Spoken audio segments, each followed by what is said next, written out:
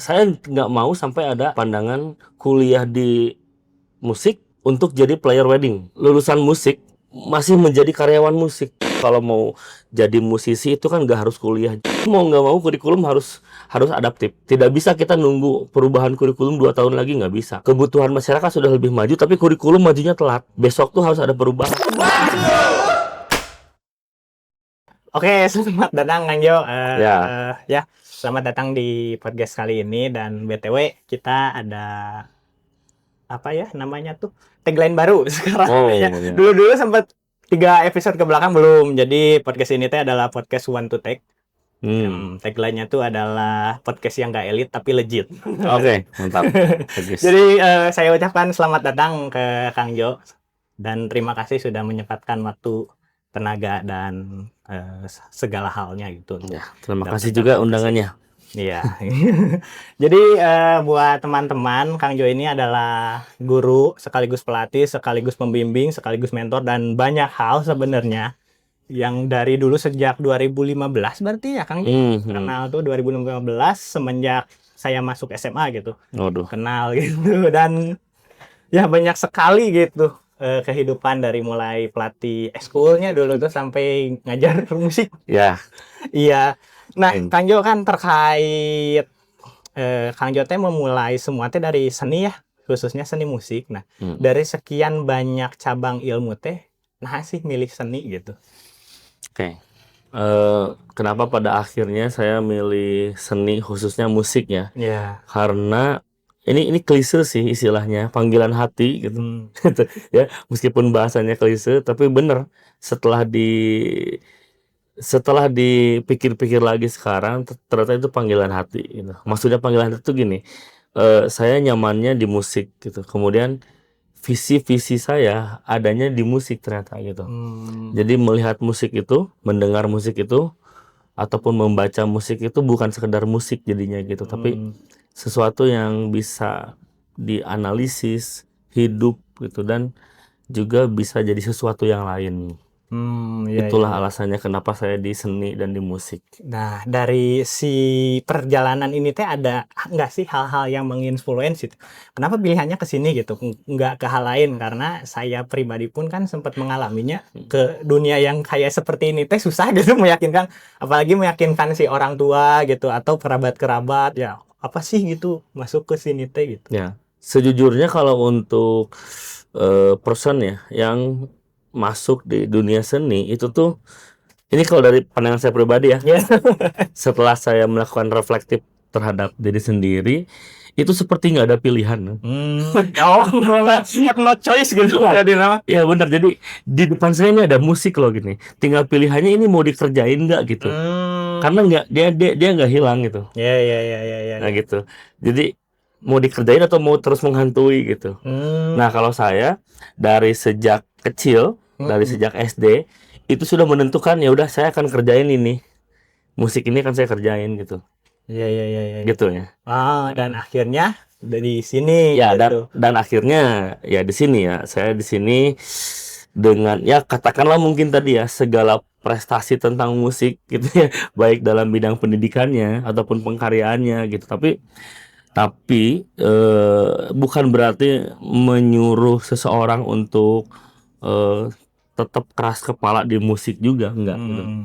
Gitu ya. Ya. Selama misalnya kamu punya pilihan lain yang memang lebih katakanlah realistis ataupun lebih bisa masuk akal, yang nggak apa-apa dikerjakan itu, sekalipun banting setir. Tapi untuk orang yang seperti saya mungkin ya, karena memang tujuan akhirnya sudah di musik, mendidik gitu ya, menjadi guru musik, dosen musik, ya inilah yang saya pilih akhirnya. Oke. Nah, ini kan Kang Jo tuh terkenal dengan sebagai pendidik ya dari lama ya. Dan pertama kita awal ketemu juga sebagai pendidik gitu. Nah, kenapa pilihannya sebagai pendidik gitu? Kan ada kalau musisi itu ada pilihannya antara profesional dengan jalur pendidik gitu. Nah, kenapa miliknya di situ gitu? Ya, oke. Banyak yang jadi penyebab banyak, tapi yang bisa saya share di sini misalkan salah satunya mungkin karena kultur di keluarga gitu. Di keluarga itu 90% profesinya guru. Oh. Ya, guru ya, mau di guru mata pelajaran apapun, ada yang dosen juga, ada yang guru di pesantren juga gitu. Jadi ada panggilan yang lain gitu selain musik, berarti panggilannya adalah mengajar gitu. Iya, iya, iya. Gitu. Jadi setiap saya menekuni sesuatu pasti ujung-ujungnya ke mengajar lagi. Ya, Oke. contoh misalkan saya mendalami di bidang wedding entertainment ya, di wedding organizer. Itu tadinya saya pengen terjun loh bisnis nyari uang. Iya. Tapi akhir-akhirnya apa? Mendidik lagi gitu. Iya. Saya memberikan pelatihan lagi, terus ngajak teman-teman yang baru supaya bisa skill WO dan sebagainya gitu. Jadi ada ada kultur dari keluarga yang memang mengajak untuk menjadi pendidik gitu. Oh. Salah satunya itu. Iya. Dan juga ada capaian kepuasan pribadi ya ketika melihat siswa ataupun mahasiswa itu mencapai satu keberhasilan tertentu. Ada kebahagiaan di sana. Oh, Nah, oke, itulah oke, itu. oke. Oh. Makanya saya terus menjalani itu. Wah, anjay, mantap, mantap, Begitu. mantap. Ada ini nggak sih Kang Jo, kan Kang Jo tuh sudah mengalami ya si fase mendidik ini tuh dari tingkat SMA ke dosen gitu atau Dari emang TK. sebelumnya dari TK. Nah, ada perbedaan nggak sih secara psikologi, secara perilaku gitu di setiap siswanya? Ya, dari pengalaman saya pribadi ya, mengajar itu TK pernah, SD pernah, SMP, SMA, SMK, perguruan tinggi, bahkan perguruan tinggi dari mulai yang umur konvensional sampai dengan yang umur lanjutan gitu ya. Seperti misalkan apa ya? Ada loh program-program studi yang memang membuka untuk kelas lanjutan, kelas karyawan kayak gitu ya. Jadi mahasiswanya itu bukan remaja lagi gitu. Nah, maksudnya bisa dibilang dari TK gitu sampai dengan remaja itu saya sudah mengalaminya, dan perbedaannya sebenarnya di sini semakin tinggi jenjang pendidikannya, yang paling mudah itu adalah metodenya makin mudah, metode mengajarnya makin mudah, tapi materinya makin sulit. Tapi kalau semakin bawah jenjang pendidikannya, katakanlah di TK, itu materinya sangat mudah, tapi metodenya paling sulit gitu. Metode mengajarnya. Bagaimana cara kita mengajarkan materi yang sederhana, karena TK itu metodenya paling sulit. Itu lebih mudah mengajarkan sesuatu di anak S1 daripada mengajarkan ke anak TK gitu. Makanya semakin rendah tingkat pendidikannya dibutuhkan keahlian mengajar yang lebih tinggi lagi gitu. Iya. Oh, dari Itu perbedaan. ya, dari sekian banyak lini, Kang Jo lebih nyaman di mana nih? Ya, di setiap jenjang ada nyamannya. Iya. Gitu, karena penerimaan peserta didik masing-masing dengan levelnya sesuai gitu. Anak TK ketika dia menerima materi, dia akan welcome ke kita gitu, menganggap kita teman bermain gitu. Kemudian di levelan paling atas, katakanlah mahasiswa, itu ketika kita berhasil mengajar dengan metode yang masuk ke mereka, itu mereka akan menjadikan kita partner. Bukan lagi menganggap dosen, tapi akan menjadikan partner gitu. Iya. Seperti itu. Nah, kan banyak jenjangnya, Kang Jote dari mulai jenjang kecil ke besar gitu. Cara didik yang baik teh apa harus nunggu si mahasiswa atau si siswanya itu ada rasa penasarannya, atau emang ada harus ada jalur paksaan gitu? Ya, kalau sesuai pengalaman saya ya, saya merasa diterima oleh siswa ketika saya membawa apa yang mereka butuhkan, gitu. Tapi saya dianggap tidak ada ketika saya memberikan sesuatu yang tidak mereka minta, gitu. Jadi berdasarkan itu saya yakin bahwa apapun yang mau kamu ajarkan itu harus sesuatu yang memang dibutuhkan oleh siswanya, gitu. Nah, sekarang bisa jadi ada pertanyaan lanjut. Bagaimana kalau siswa nggak ada kebutuhan, gitu ya? Nah, itu tugas guru ataupun dosen adalah menciptakan kebutuhan itu, gitu. Jadi memberikan persepsi kepada siswa, kamu butuh ini, gitu. Iya. Ini yang dibutuhkan, gitu. Makanya dia jadi tergerak untuk pengen tahu. Makanya dia meminta untuk diajarkan gitu. Nah, dengan dia sudah butuh, dia minta, itulah pintu guru untuk ngomong gitu. Oh, jadi tetap harus ada supply and demand berarti ya?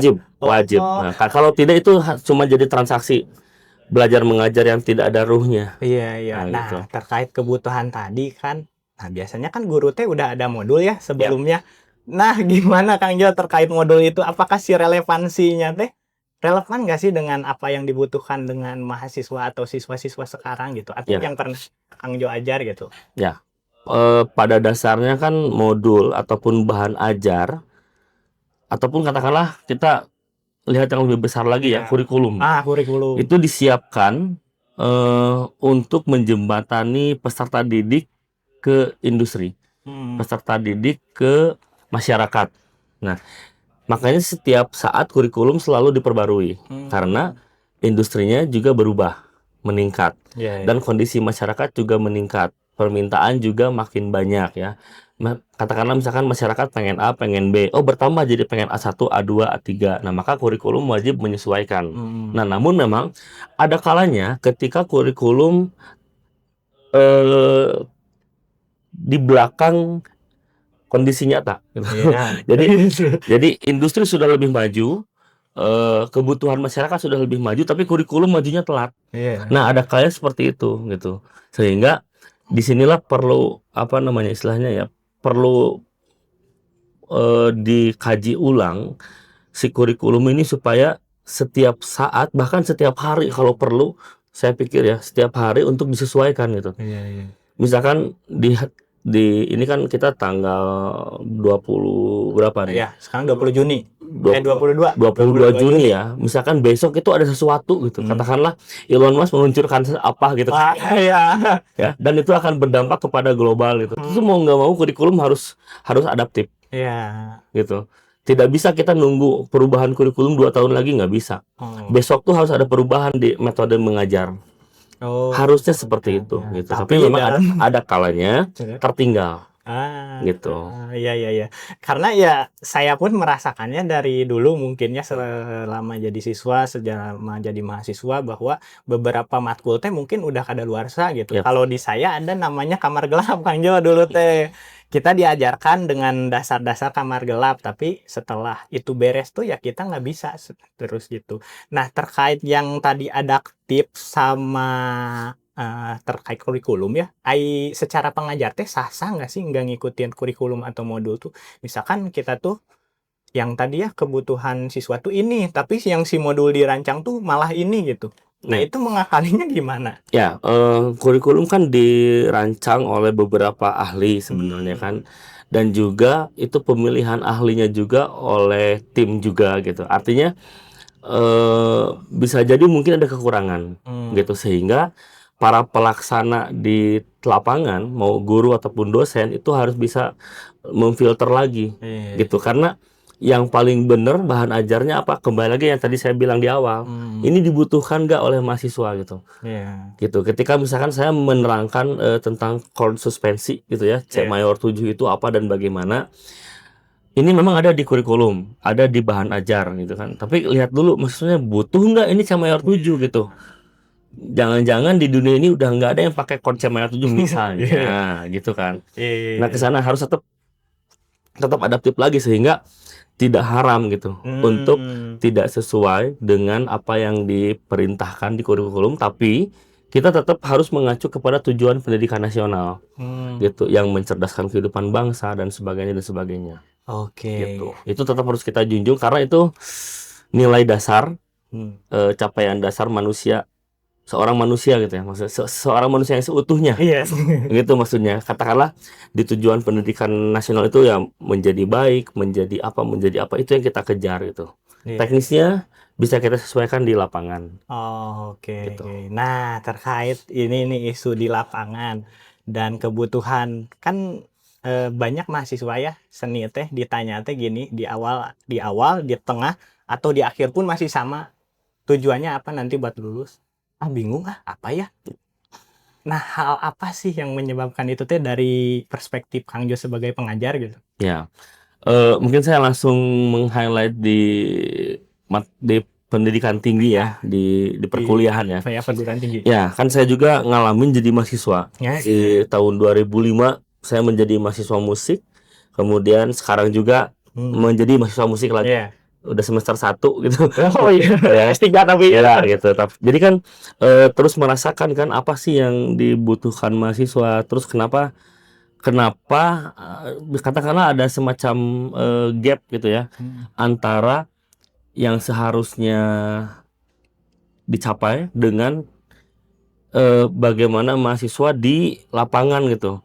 Loh, kok nggak ada nih yang membutuhkan mereka? Ya. Ataupun bisa dibilang gini, bisa dibalik ya. Mereka membawa sesuatu tapi nggak fit loh, kemana ini masuknya gitu.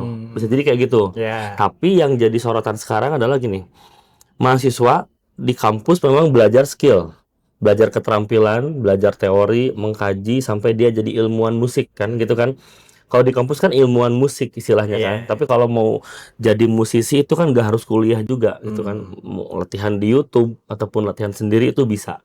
Nah, tapi tuntutan di kampus adalah menjadi ilmuwan musik. Nah, sekarang kita pertanyaannya, kenapa ilmuwan musik masih bingung ya dengan mereka harus apa dan bagaimana. Nah, kalau saya lihat, saya akan mengaca di kurikulum sendiri ya. Ya. Di prodi musik FSD UPI, itu saya lihat memang semua pembelajarannya itu masih terfokus pada keterampilan penguasaan skill, teori, dan kajian itu. Tapi belum ada aktivitas yang mengarah kepada bagaimana pembentukan personalisasi mahasiswa musik sehingga dia bisa menjadi sesuatu yang unik, yang punya nilai jual di industri. Nah itu yang sedang saya perjuangkan, gitu. Jadi saya sedang memperjuangkan supaya mahasiswa bisa memiliki keunikan, bisa memiliki identitas musikal, bisa memiliki nilai yang tidak bisa disamain oleh orang lain, gitu. Sehingga kalau mahasiswa udah punya itu, dia nggak akan bingung, dia akan menjalani sebagai mahasiswa musik yang sudah punya identitas, bahkan ketika lulus dia yakin gitu, oke, saya di masyarakat sebagai ini, gitu. Jadi bukan dia yang mencari tempat lagi gitu, tapi dia yang mengklaim ke masyarakat bahwa saya sebagai ini. Saya adalah ini, dan nggak ada yang sama dengan saya, dan pasti kamu butuh saya. Nah, harusnya nyampe level 1 gitu. Cita-cita saya itu, harapannya. Oh iya, tapi secara prakteknya gimana nih? Secara prakteknya, mirisnya, lulusan musik ya, itu ini mohon maaf saya gunakan kata-kata yang lebih apa istilahnya, lebih tegas ya. Masih menjadi karyawan musik. Apa tuh? Apa itu? Contoh ya. Tapi itu dengan tidak mendiskreditkan profesi ya. Maksudnya gini, kuliah musik, kemudian dia seminggu sekali main di wedding, seminggu sekali main di kafe gitu. Mungkin penghasilannya kalaupun tiap minggu main katakanlah ada 2 juta gitu, ataupun 3 juta di kafe, tambahan sebulan 1 juta misalnya gitu. Itu kan tetap di bawah UMR kan gitu. Nah, saya nggak mau sampai ada pandangan kuliah di musik untuk jadi player wedding, kuliah di musik untuk jadi player cafe, ataupun kuliah di musik hanya untuk jadi session player artis gitu. Kan profesi tertingginya kan di session player artis kan. Misalkan menjadi pengiring, menjadi pemain gitar untuk artis siapa katakanlah gitu kan. Itu paling mentok mungkin bayarannya di minimal di 1.500.000 ataupun 2,5 juta ataupun 3 juta gitu. Padahal ya, saya punya keyakinan mahasiswa musik itu harusnya punya keunikan sendiri, yang mana keunikannya itu harusnya dinilai lebih. Gitu ya. Saya langsung aja menunjuk salah satu contoh artis ya. Ketika kita mau mengundang Pusakata misalnya, ya, itu kita nggak bisa menyiapkan kurang dari 50 katakanlah. Ini dugaan saya ya, gitu loh. Lah, apa yang membedakan gitu? Ya, Pusakata punya identitas musikal. Session player nggak punya identitas musikal, dia punya skill. Nah, sedangkan skill dihargai oleh masyarakat segitu, 500 di wedding, 2,5 di cafe, ataupun 3 juta di session player. Udah segitu. Padahal ketika punya keunikan, itu sekali nyanyi 1 judul lagu bisa jadi 10 juta gitu. Oke. Harapan saya itu. Gitu. Jadi jangan sampai kuliah musik itu hanya menghasilkan menjadi karyawan lagi gitu kan. harusnya punya sesuatu yang lebih gitu. Oke. Nah, terkait tadi kan ada identitas nih. Hmm. Penting mana Kang Jo secara skill atau kemampuan atau membangun identitas dulu? Oke. Ini kalau saya lihat dari perspektif pendidikan tinggi lagi ya. Iya. Di pendidikan tinggi itu ada hal-hal minimal yang harus dikuasai. Di setiap semester harus menguasai teori dasar musik. Itu semester dasar. Semester 2 mengalami pendalamannya, ada harmoni. Semester 3 ada spesialisasi, terus dan sebagainya. Nah, harusnya itu selesai nilai A semua. Iya. Oh. Saya juga masih bingung kenapa ada nilai A min, kenapa ada nilai B plus untuk Ada yang ulang makanya. Kalau ngulang mungkin boleh lah, nggak apa-apa lah. Nggak apa-apa. Maksudnya gini, dia dapat nilai amin, kemudian dia pengen ngulang, bagus. Kontrak lagi Oh, aja. iya. Ya harus keras kepala loh kalau jadi musisi itu ya. Karena gini, pilihan menjadi musisi, apalagi mahasiswa musik itu bukan main-main gitu harusnya. Bukan sekedar hobi. Iya. Harusnya dia menyadari bahwa dia akan hidup dari sana. Nah gitu. Jadi mana yang lebih penting, skill atau identitas musikal? Saya kira skill tetap menjadi tanggung jawab. Itu mah capaian apa ya? Kewajiban lah istilahnya, kewajiban. Dan identitas musikal harus dibangun dari awal, dari semester 1. Harus bisa meneguhkan kamu seorang siapa gitu. Apa keunikan kamu, dan ketika lulus perfect gitu. Harusnya. Iya. Harusnya begitu. Iya. Harapan saya begitu. Menarik. Nah, saya tuh pernah dengar ini Kang Jo, istilah gini lah, kuliah mah kalau ngejar teori mah cukup semester 1 sampai 3, 4 ke depan mah waktunya kamu itu mempraktekkan apa yang kamu hasil dari belajar itu gitu. Betul. Nah, itu bener nggak sih atau gimana itu tuh? Ya, sebenarnya mempraktekkan hasil belajar tuh setiap saat ya, dari semester 1. Dan mendapatkan ilmu juga sampai semester akhir. Bahkan sampai hari terakhir ujian sidang skripsi itu masih dapat ilmu loh. Nah gitu kan. Dan mempraktekannya sampai sepanjang hayat gitu. Sampai meninggal. Ya kan. Mempraktekkan ilmu itu di sana gitu. Jadi di semester 1 di mata kuliah pertama dapat ilmu, kemudian latihkan gitu. Kalau di musik lah latihkan ya. Dilatihkan, di drill, pengulangan, kemudian sehingga mendapatkan satu keterampilan tertentu gitu. Dan itu terus tidak ada pembatasan bahwa semester 1, 2, 3 nyerap teori doang, kemudian semester 4-nya ke sana latihan dilepas enggak gitu. Gitu. Jadi semuanya dijalani dua-duanya. Keras sih. Tetap harus seimbang gitu ya. Iya, gitu. Oh iya, mantap. Nah, terus ada ini, sekarang tuh lagi rame isu gini kan, si genjet-genjetnya udah sadar ya bahwa pendidikan teh ada yang banyak nggak ngaruh karena kita teh pengen berusaha entrepreneurship itu gitu gini. Sedangkan banyak dari yang isu tadi bahwa mahasiswa teh mengalami kebingungan gitu, apalagi di fakultas seni gitu. Perlu nggak sih si pembekalan entrepreneur ini sendiri itu? Ya, wajib ya. Kalau saya berani bilang wajib. Bahkan saya sedang melakukan penelitian terhadap fenomena kurikulum pendidikan seni, baik di Indonesia ataupun di global. Itu saya melihat ada satu kekosongan pedagogis. Atau istilahnya adalah satu kekosongan pedagogis di mana yang tadi itu saya sebut, kurikulum itu baru mengasah skill ya, keterampilan teknis, teori, kajian. Tapi belum ada yang benar-benar menyentuh sisi personal mahasiswa. Yang mana di pendidikan seni ini sangat membutuhkan personalisasi gitu. Jadi ketika misalkan satu angkatan tuh ada 80 mahasiswa, contoh ya, 80 mahasiswa nih. Itu sebagai pendidikan sebagai lembaga pendidikan tinggi seni yang baik, itu bukan melihat mereka sebagai angka 80. Tapi harusnya apa? Ini harus menjadi 80 orang yang unik, yang berbeda. Gitu.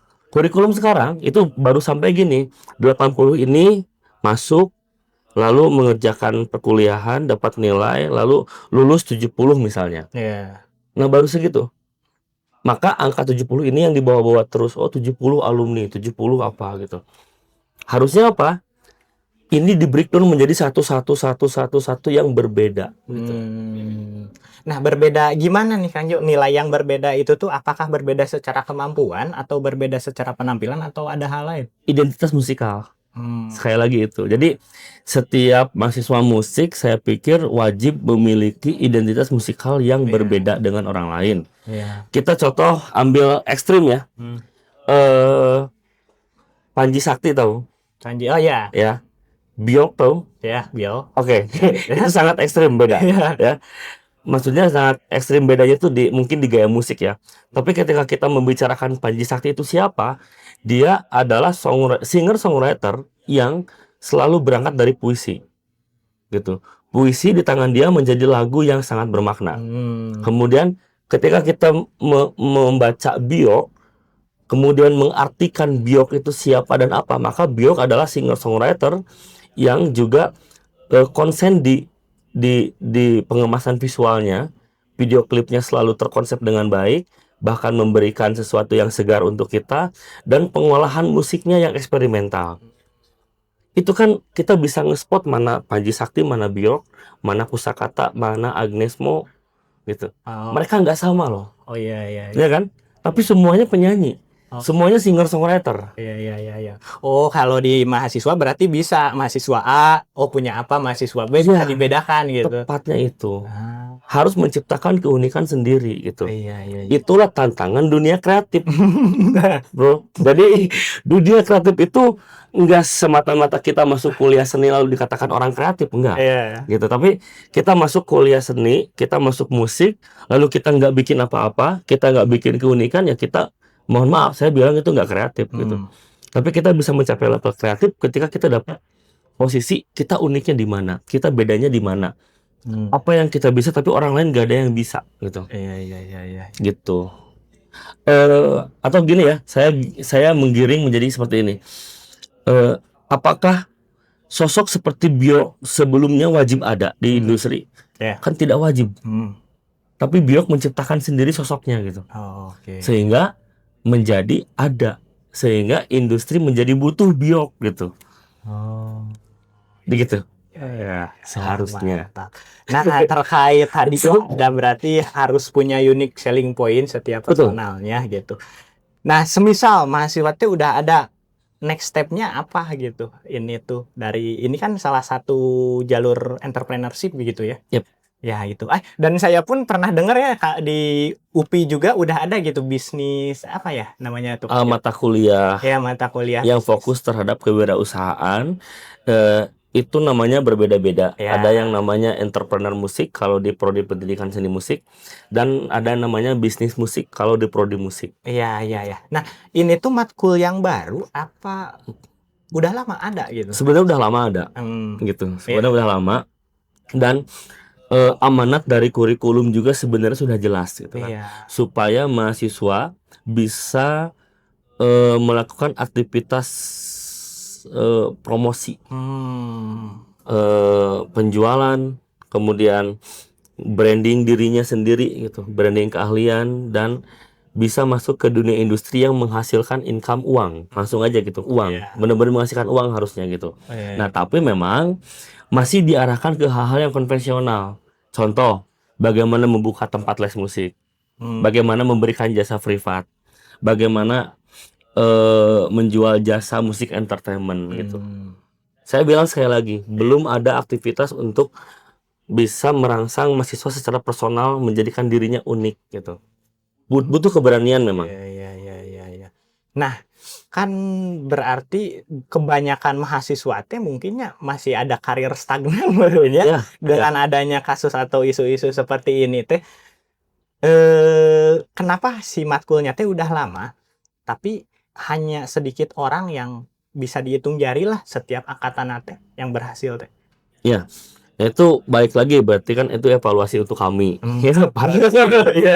Evaluasi untuk kami para dosen dan lembaga gitu ya, baik untuk prodi, fakultas ataupun universitas, supaya lebih bisa mewadahi lagi kebutuhan personal mahasiswa. Bukan hanya melihat sebagai angkatan gitu ya, tapi melihat benar-benar sebagai keunikan personal. Itu PR, buat kami PR. Gitu. Jadi kami akan lebih fokus ke sana supaya nilai jual mereka lebih tinggi daripada sekarang. Oke, Gitu. mantap, mantap. Sempat ada obrolannya di luar bahwa si mahasiswa teh harus ada karakter biar si market yang butuh mereka, bukan kita yang butuh market. Nah, Betul, berarti kan dapat digarisbawahi bahwa kita tuh harus punya daya saing gitu. betul. Nah, gimana sih Kang Jo cara biar si mahasiswa teh ada gitu si daya daya saing si agar si keunikan-keunikan teh muncul gitu. Ya. Karena ya banyak mahasiswa balik lagi ke tadi gitu, saya nggak tahu di mana, masuk ke sini cuman kuliah gitu.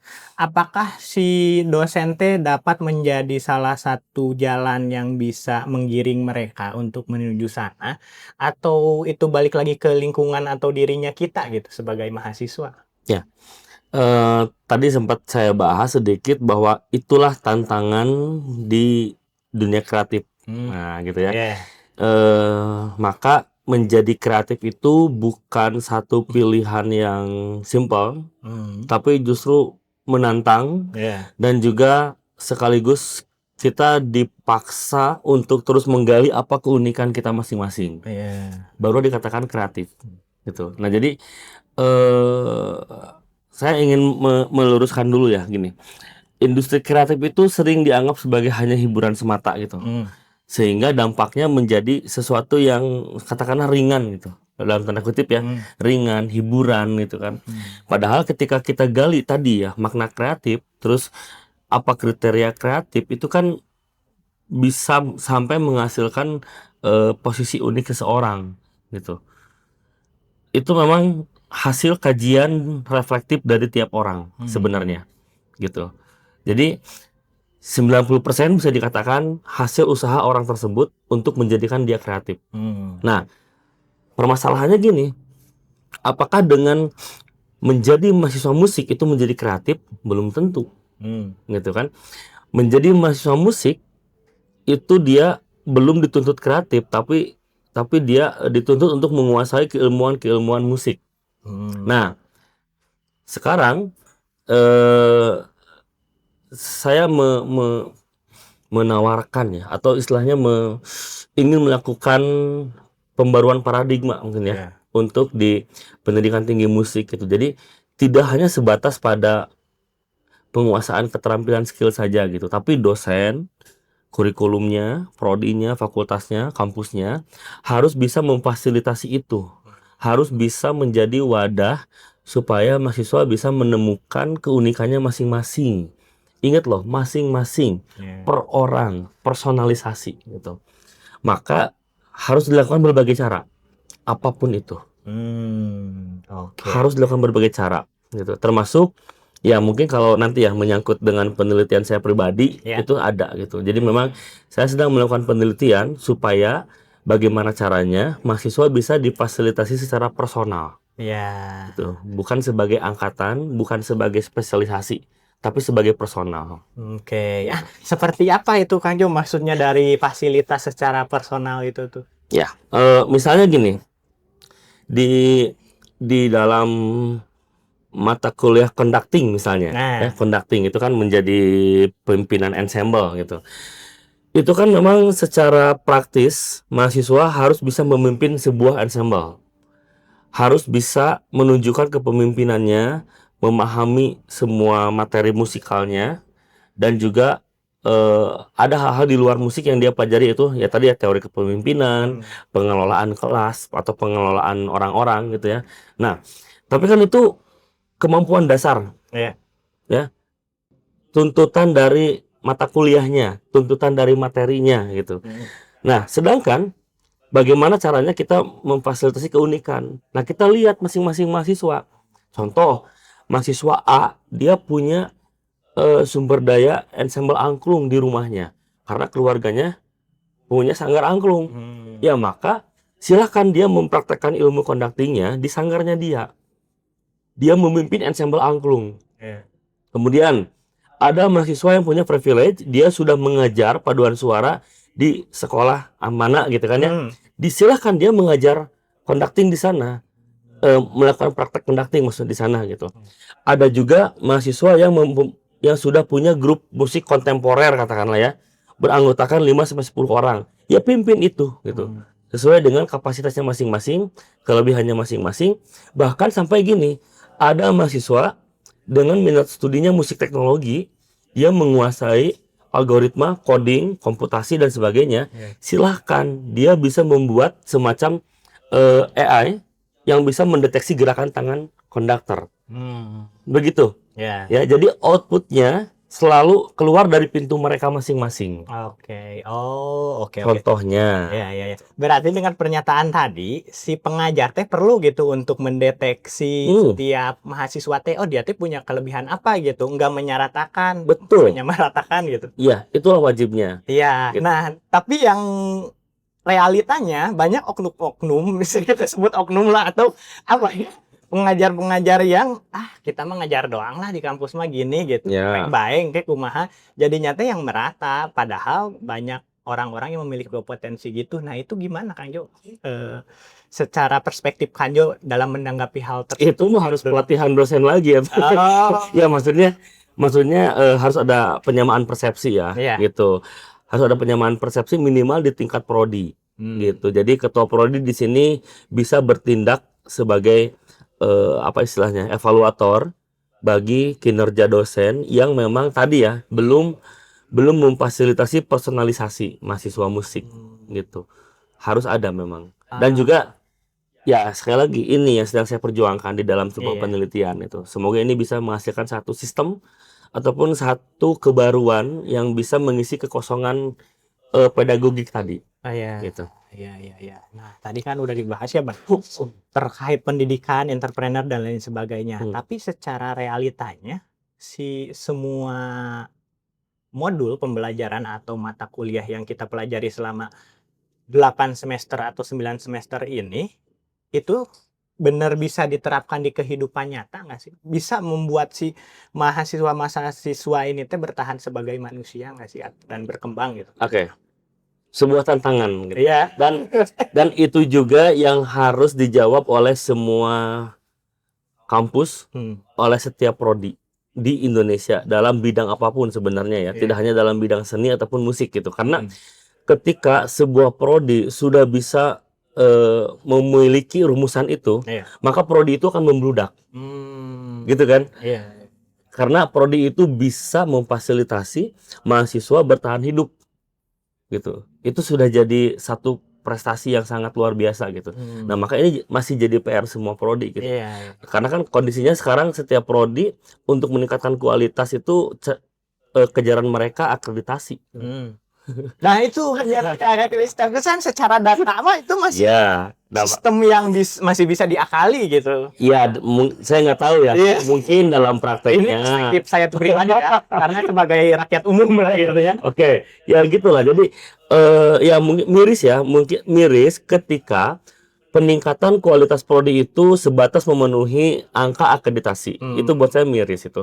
Yang mana seharusnya peningkatan kualitas prodi itu harusnya melihat output mahasiswanya. Yang tadi ya, ketika mahasiswanya bisa bertahan hidup, ketika bisa hidup yang layak, dan ketika bisa wealth gitu kan, ya, bisa keuntungan finansialnya gede gitu, maka berhasil sebenarnya.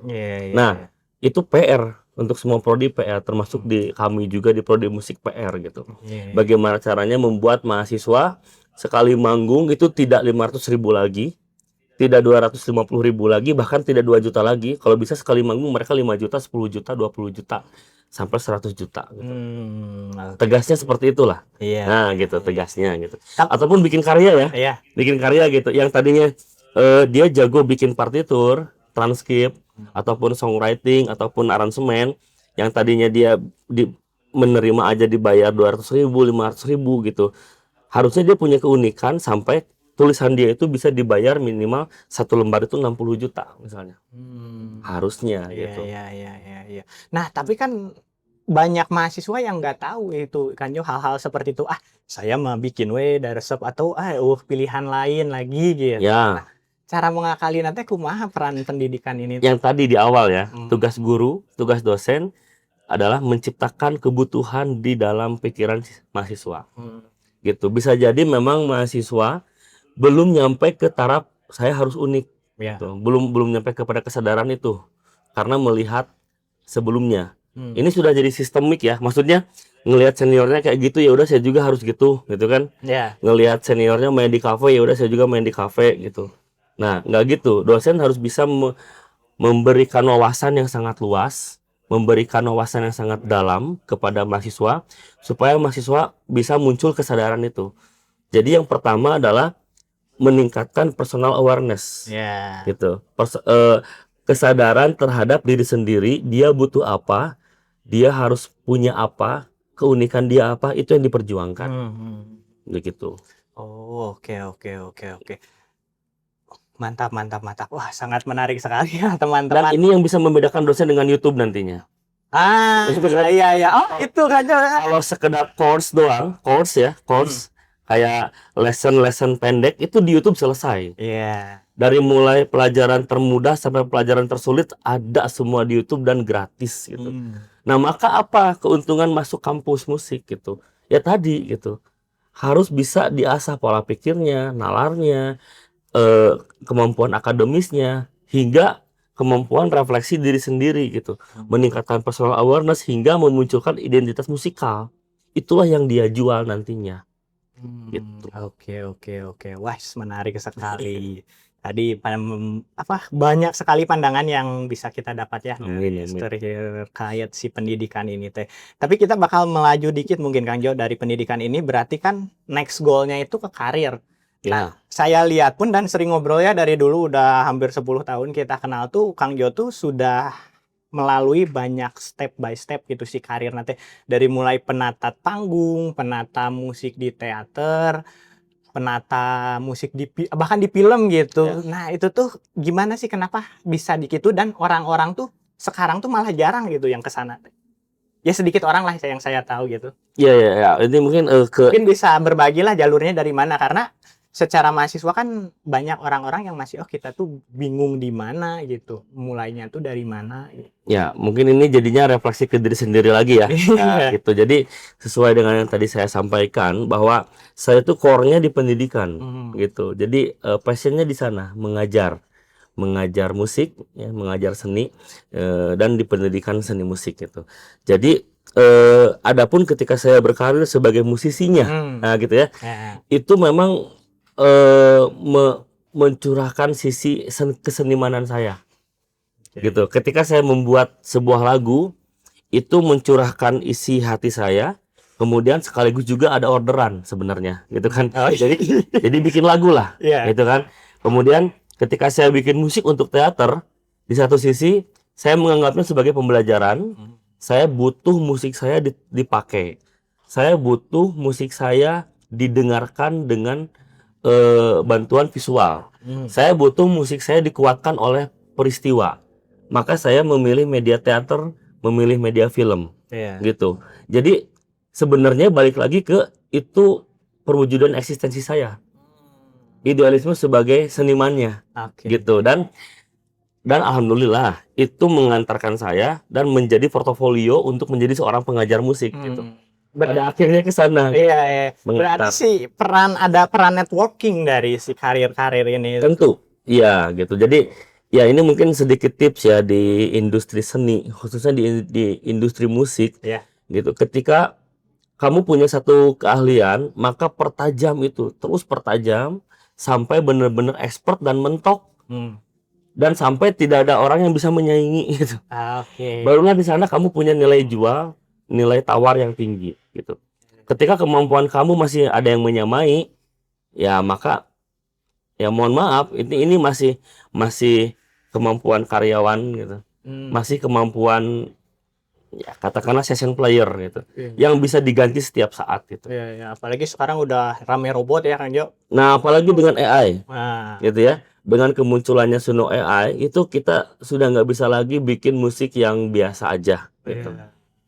Nah, itu menjadi, kalau dari perspektif Kanjo sebagai pendidik dan pengkarir di dunia AI ini, itu jadi ancaman atau malah jadi kita lebih grow gitu, atau lebih ada hal yang bisa membantu gitu di aspek itu tuh? Tergantung dari perspektif mana kita akan membacanya ya. Ketika seorang yang fix mindset gitu, yang mindsetnya tidak berkembang lagi ya, melihat Suno AI, itu dia akan menganggap seperti ancaman.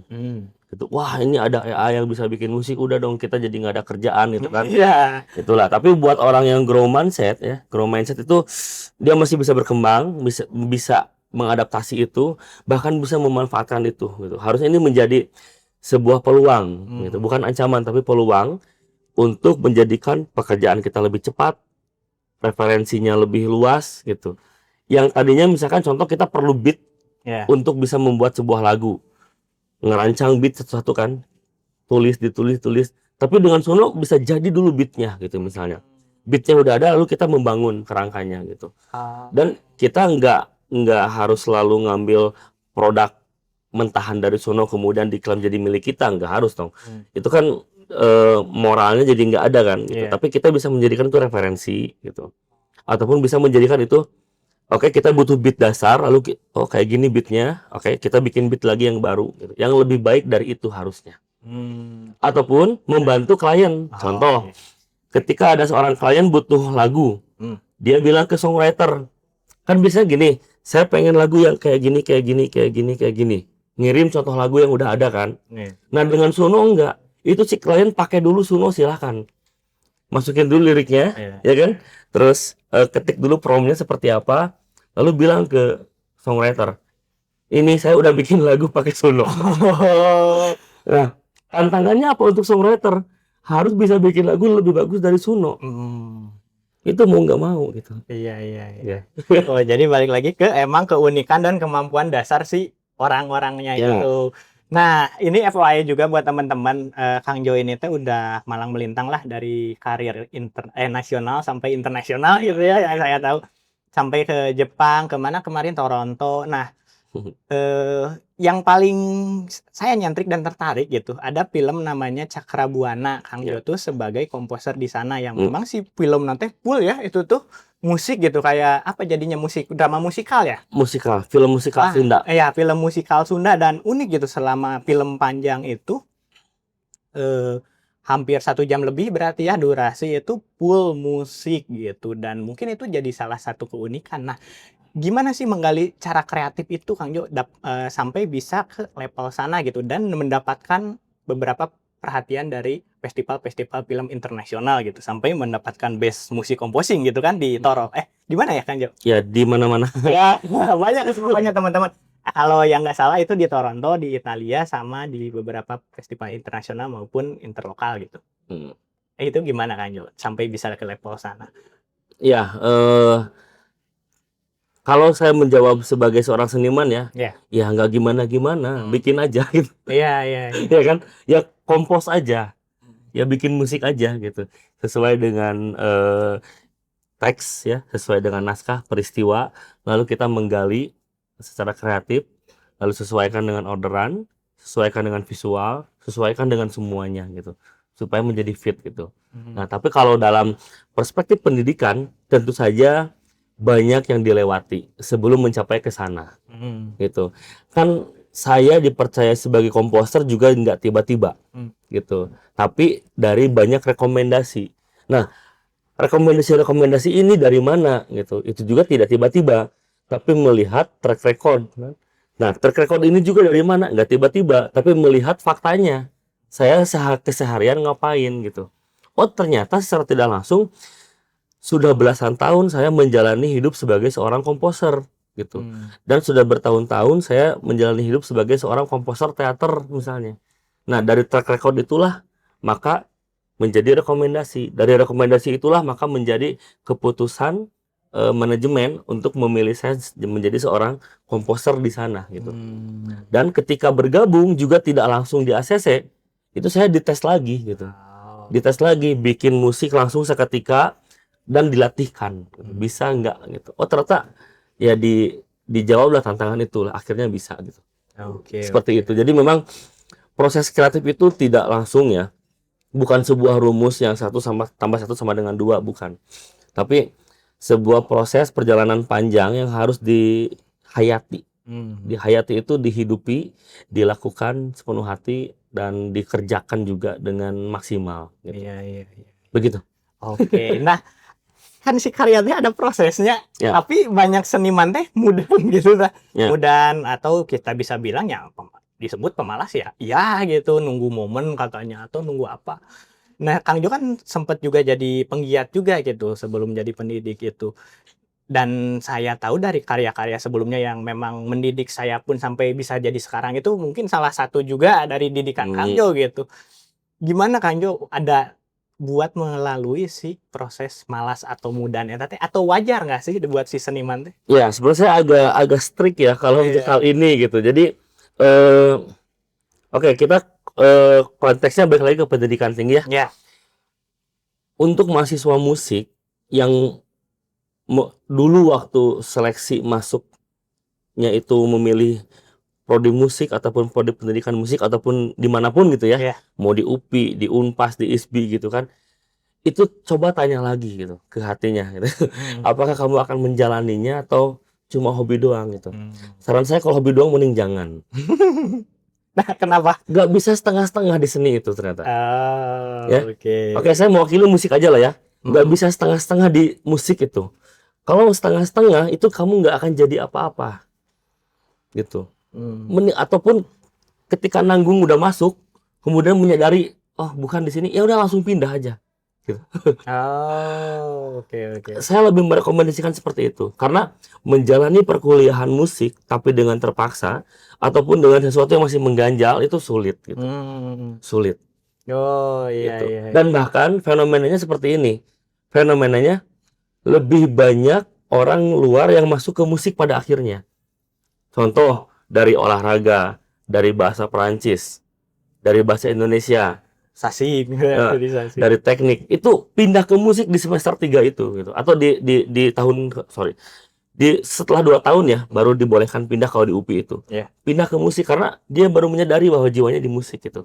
Tapi memang tidak sedikit juga yang pindah dari musik keluar gitu. Setelah mereka baru menyadari bahwa oh bukan di sini gitu. Jadi sebetulnya nggak ada tuh mood swing gitu. Ya, tiba-tiba nggak mood, tiba-tiba nggak ada ide gitu. Karena kalau dia menjalani sepenuh hati, ada terus gitu. Bahkan membuat musik bagi dia menjadi sebuah kesenangan. Bermusik menjadi sebuah kesenangan. Kalau bermusik, latihan violin misalnya, masih menjadi semacam apa ya? Aduh ini kewajiban, aduh ini berat. Ya mungkin bukan di musik, segera pindah gitu. Iya, saya nggak nangis lah untuk menyenangkan seperti itu. Iya. Karena sempat teman-teman kemarin juga kan zaman-zaman SMA ya, kita tuh pernah sempat ada band ya gini kan, yang sempat dirapatin sampai malam, iya band rek dibubarkan atau ente, lamun rek dibubarkan, mending ti ayeuna lamun ente, kudu 100% soalnya dia mungkin entah pernyataan tadi nyambung juga ya. Ya gitu, karena ya tadi ya, ini bukan proses yang ini bukan satu pilihan yang hanya hiburan doang menurut saya. Memang di masyarakat posisi seni adalah tersier, ya, atau kebutuhan hiburan lah ya. Tapi bagi seseorang yang di dalamnya gitu kan, apalagi yang bertanggung jawab pada keilmuan musik, ini harus menjadi sesuatu yang primer gitu. Karena akan menjadi penopang hidup nantinya kan. Makan dari sana gitu. Menghidupi anak istri keluarga dari sana gitu. Mau gimana kalau nanggung gitu. Ketika nggak mau bikin musik, masa di pause dulu makannya kan nggak bisa gitu. Gitu. Harus sampai sana. Tapi dari perspektif Kang Jo sendiri, khususnya di Indonesia atau di Bandungnya, bisa nggak sih si orang-orang teh bertahan dari berkesenian ini? Bisa hidup nggak sih? Gitu? Ya, melihat marketnya harusnya bisa gitu. Karena market kita adalah market yang sebetulnya apresiatif. Sebetulnya bisa menghargai seni. Tergantung dari bagaimana seniman itu membawakan seninya. Ya, kalau seniman itu membawakan seninya dengan katakanlah ya ecek-ecek atau aduh saya bilangnya gimana ya, seperti sampah misalnya. Ya maka apresiatornya akan melihat itu sampah lagi gitu. Tapi kalau seniman menyuguhkan seninya sebagai emas gitu, maka apresiator akan melihat oh itu emas gitu. Ya, kita coba ambil contoh yang langsung ekstrim ya. Ketika Bruno Mars sama Lady Gaga bikin lagu Die With a Smile, itu penyajiannya emas itu. Maka orang-orang yang mendengarkan lagu itu, wow, ini lagu keren gitu. Begitulah. Oh. Sangat terbukakan kembali ya, mungkin karena kita ada hello tadi dari belakangnya. Udah berapa menit guys? Udah mau sejam ya. Waduh, Nggak kerasa ya nggak kerasa. Ya, banyak sekali ya insight tadi sekitar pendidikan, seni dan lain sebagainya. Jadi kita langsung ke segmen terakhir mungkin ya kan. Boleh. Nah, tapi sedih gitu. Masih banyak hal yang pengen dibahas tuh, tapi kita lanjut ke balik lagi nanti yang buat closing ke pendidikan ini. Apa sih faktor yang bisa membantu pendidikan agar maju gitu, khususnya di seni atau yang sedang Kang Jo jalani gini gitu? Ya, satu kesatuan ya, harus terintegrasi semuanya. Yang pertama dari industrinya, yang kedua dari masyarakatnya, yang ketiga dari kurikulumnya, metode ngajarnya, dari dosennya, dari mahasiswanya, dari fasilitasnya, semuanya harus satu tujuan. Tuh. Tidak bisa beda-beda, tidak bisa pisah-pisah, dan tidak bisa beda startnya gitu. Yang tadi saya bilang kurikulum ketinggalan, nggak bisa gitu. Harus bareng semuanya, harus sama semuanya, sehingga itu akan menciptakan permintaan dan penawaran yang seimbang nantinya gitu. Atau semoga mudah-mudahan permintaan lebih banyak. Gitu kan ya. Nah, maka saya menawarkan. Nah, ini saya menawarkan ya. Maka ini saya menawarkan untuk teman-teman yang bekerja di industri kreatif, mau itu di musik ataupun di yang lainnya. Yang pertama, teman-teman harus meningkatkan dulu personal awareness atau kesadaran terhadap diri sendiri. Sadari bahwa kamu seniman. Sadari bahwa kamu musisi, kamu pelukis, kamu sineas gitu. Karena dengan penyadaran itu, kamu akan bertanggung jawab pada diri sendiri. Kamu nantinya akan nyari uang dari bikin film. Akan nyari uang, nyari makan dari bikin musik. Gitu. Nah, setelah itu ada nih di sini ya, ada di sini dan di sini. Itu jadi satu usaha untuk mempertajam keunikannya dia apa nanti. Karena berhubungan dengan industri kreatif. Kalau dia tidak unik, maka dia bukan ada di industri kreatif gitu. Tapi di industri massal seperti pabrik. Gitu. Ya kan? Nah, karena ini dunia seni, maka ada tuntutan kreatif. Salah satunya apa untuk kreatif? Berbeda, unik, dan memiliki nilai jual yang tidak ada saingannya gitu. Setelah ketemu nih identitas musikalnya, pertajam itu sampai skill yang paling akhir, mentok, sehingga tidak ada yang menyaingi. Di sanalah kamu bisa merasakan hidup dari seni. Satu goresan 100 juta kalau pelukis. Gitu ya. Satu komposisi musik 200 juta gitu. Seperti itulah gitu. Jadi industri kreatif bisa bernilai tinggi kalau kamu menghayati di dalamnya. Tapi industri kreatif hanya sebagai hiburan kalau kamu juga setengah-setengah menjalaninya gitu. Oke. Wah, serius lah gitu. Mantap. Saya pribadi jadi terbukakan sekali ya. Gimana? Amin. Ya, karena kita di penghujung acara, terima kasih juga kan sudah menempatkan di acara ini. Mungkin kita tutup saja di akhir cerita. Ya, di akhir penghujung acara gitu. Dan mungkin kita tutup dengan beberapa rangkuman sebenarnya dari sekian banyaknya tadi lah. Mungkin ada kutipan meren ya dari hasil obrolan kita, di mana ya kita teh harus semaksimal mungkin meren ya semangat dalam menjalani prosesnya, tapi mungkin tuh harus sabar juga gitu menerima hasilnya ya. Kita harus tetap semangat tapi sabar. Oh, hasilnya mungkin segini tapi harus ditingkatkan deh gitu. Betul. Ngotot sih kalau buat saya, bukan sabar. Iya. Oh ya, lebih ngotot nanti buat teman-teman semua seniman, penggiat seni, penggiat kreatif, kita harus ngotot dan wujudkan lagi jiwa-jiwa persaingan kita, jiwa-jiwa kreativitas kita agar kita tidak tergerus oleh pasar, oleh saingan, oleh apalagi teknologi gitu ya dari sekarang Kang Jo. Ya, segitu paling mungkin teman-teman. Terima kasih. Terima kasih.